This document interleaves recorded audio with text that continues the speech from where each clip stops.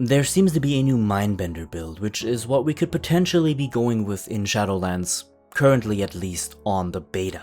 Now it plays vastly different from the current iteration of the Shadow Priest in Battle for Azeroth, so let's go ahead and have a look.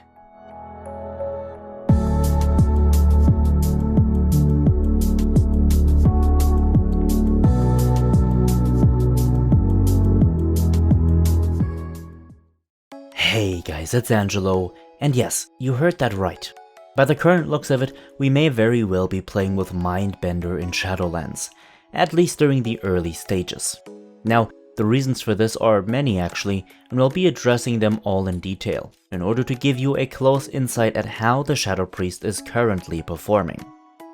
Please keep in mind that everything you are about to see is still in development, and is therefore subject to change. If you would like to join the discussion with everything World of Warcraft related, then be sure to join our Discord with the link in the description box below. Now, since I've been seeing a large subscriber gain in the last month, I just want to say hi, welcome to my channel, and I hope my videos help you out. Alright, that being said, and without any further ado, let's go right ahead and have a look. Okay, let's get on the same sheet of music first. Mindbender is a talent in our level 45 talent row, sharing its tier with Lingering Insanity and Void Torrent. More on that in a few minutes. Mindbender replaces our Shadow Fiend, is on a 1 minute cooldown, and generates 6 Insanity for each time it attacks, scaling with your haste and lasting 15 seconds in total. In its essence, nothing about Mindbender changes from Battle for Azeroth through Shadowlands. If anything, we'll have a lot less haste at Shadowlands release, so how come Mindbender is so strong? Well, the answer to that is actually quite easy and can be traced back to one of our new legendaries, the Shadowflame Prism, forged by the Rune Carver, a very important character in Shadowlands who will craft your legendary items for you in Torghast. I've talked about the Shadow Priest legendaries in a previous video, the link should pop up on your screen now. But who would have guessed that this legendary would be one that seems to be one of the dominant ones? Shadowflame Prism allows your Shadow Fiend or Mindbender to deal 20% additional damage as Shadowflame damage, and the cooldown on Shadow Fiend and Mindbender is reduced by 40%.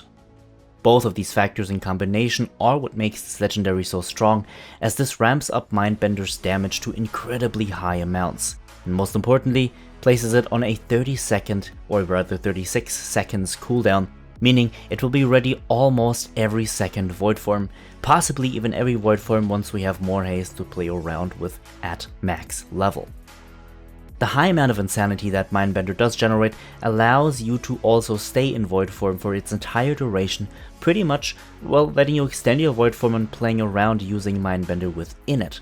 So with this legendary, Mindbender will be your single most important spell to use, not only in single target environments, where it currently deals ridiculous amounts of high damage, but also in multi-target settings where it allows you to extend your void form for at least 15 seconds.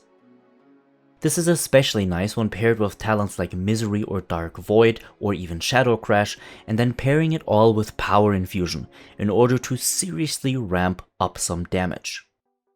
In Mythic Plus, the Mindbender is ready on every single trash pull pretty much. Keep in mind it's only on a 36-second cooldown, and you'll be able to spam it multiple times in boss fights, of course depending on the encounter length. Currently on the beta, this build is not only strong because of its raw damage output, but also because it extends your void form in comparison to playing the build we're currently playing in Battle for Azeroth. Keep in mind that talents like Auspicious Spirits don't extend your void form at all in Shadowlands, at least at the start, and deal little to no damage because we lack the critical strike to proc them and the haste to keep up long void forms. The latter is also a problem for Lingering Insanity. Whether or not one or both of these talents will be able to compete once Shadowlands is live remains to be seen, but this is especially problematic for Lingering Insanity, and honestly the rise of this Mindbender build demonstrates how important Lingering Insanity actually is to the spec, and why it shouldn't really be a talent, but be made baseline. Without Lingering Insanity, each and every drop out of void form feels like a complete restart for us, as we have to work towards our next void form completely without any haste benefits from the previous one. making it feel like it's our first void form of the fight, every void form of the fight.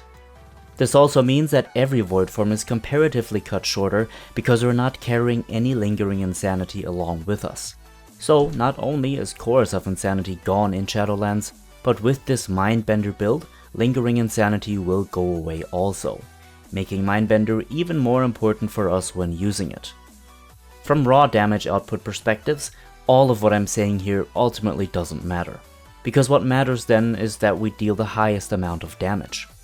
From a gameplay perspective though, this matters a lot, because the question many of you will ask yourselves when looking at Shadowlands and when looking at whether or not you will play your Shadow Priest is a very simple one. Is the spec fun to play, and is the spec enjoyable to play? These questions, or rather this question, is up in the air with this Mindbender build because this is a build we haven't really seen in this iteration before, and I mean ever before. This is a comparatively slow playstyle with heavy focus on summoning a pet to deal damage with a certain aspect of downtime while the pet is on cooldown. Now if you'd be playing a Demonology Warlock here, or a Beastmaster Hunter, or at least would have a playstyle that has some of their flavors, then this could probably be of the liking to many players. A Shadow Priest who summons aberrations from the void in order to aid in combat, that does sound pretty cool. This, however, is not remotely the case, as the only thing we're summoning here or using is the Mindbender. At the start of Shadowlands, we won't be able to pair it with other legendaries, like the one which spawns void tendrils from the ground, so again, this playstyle will be limited solely to the Mindbender and solely to it being the core of our damage. The biggest problem here that comes from this is the fact that this is very distant from the Shadow Priest fantasy we grew to know and to love. The Shadow Priest has countless problems on the beta currently, and many of these problems are probably responsible for even letting this Mindbender playstyle become something to seriously consider. I need to stress that I'm no person who is against change. Quite the opposite, in fact. Change in a game like World of Warcraft can certainly be a very good thing. This change needs to be thought through though, and needs to be able to resonate a certain way with the player base. Now I'm not saying that this Mindbender build is bad, because the truth is that dealing a lot of damage is something appealing to many players. That, however, can always change over the course of the beta, so what's more important here is discussing the fact that a drastic change as this one to our playstyle is bad, because it doesn't seem intended. It seems as if the legendary Shadowflame Prism serves as a band-aid in order to simply circumvent deeper laying problems. I'm telling you in all honesty, if this Mindbender build goes live the way it currently plays, I have a feeling that many of you will not be playing Shadow Priest at launch, which would be a shame. Firstly, because I want you to watch my videos, that is why I make them, but well, not so jokingly and on a more serious note, secondly, because the spec can be so much fun when it works. In the upcoming days, I will be uploading other videos which will highlight specific Shadow Priest problems, from Devouring Plagues problems to low void form stacks to other things, in hope that when addressing them, together we can pave the way for a better future. Personally, I would dislike seeing the Shadow Priest following the pattern of Battle for Azeroth, where we rely on talents or external powers such as the Heart of Azeroth in order to be strong and competitive. I'd much rather see the base issues of the spec fixed and then build into various different paths via external powers from there on. By the current looks of it, our soulbinds and our covenants, and which ones to pick, will be a different problem entirely, as by the looks of it we will have almost no choice but to join the Night Fae, but that will be discussed in an upcoming video as well. What do you think though? Would you theoretically play a Mindbender-centered Shadow Priest? Would you enjoy that type of playstyle, or would you rather stick to the current one, maybe even the Legion one? Let me know what you think in the comments below. Your feedback is incredibly valuable, and only if you lay it out there can we work towards seeing the spec we love be fun, engaging, and just awesome in general. As always, thank you everyone for watching. Be sure to give this video a like if you've enjoyed it, and feel free to subscribe to stay updated on the content of this channel. Of course, a very special thanks to all of my supporters over at Patreon. You guys help out a lot.